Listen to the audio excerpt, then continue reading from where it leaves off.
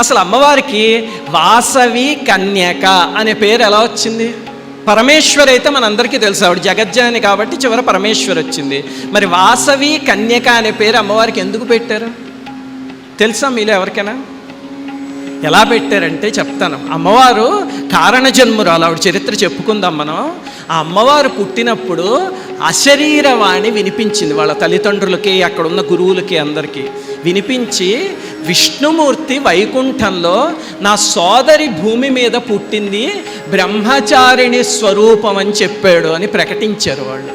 ప్రకటించేసరికి మరి వాసుదేవుడి సోదరి కాబట్టి వాసవి అని పేరు పెట్టారు అమ్మవారికి.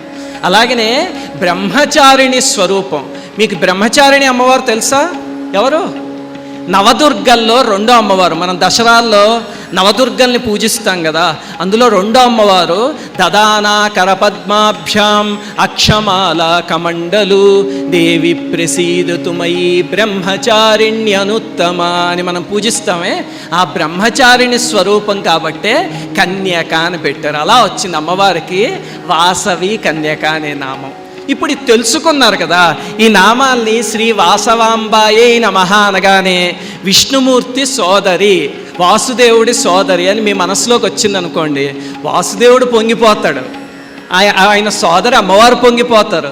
చదువుతున్న మనకి ఆనందం కలుగుతుంది. అష్టోత్తరానికి అర్థం తెలుసుకుంటే ఆ ఆనందం కలుగుతుంది. అందుకనే చెప్తూ మీ చేత చదివిస్తున్నాను. సరే, ఇప్పుడు మూడో నామం శ్రీ ఆదిశక్త్యై నమః,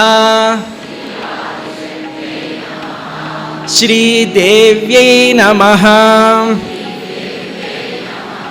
శ్రీ ప్రకృతి స్వరూపిణ్యై నమః,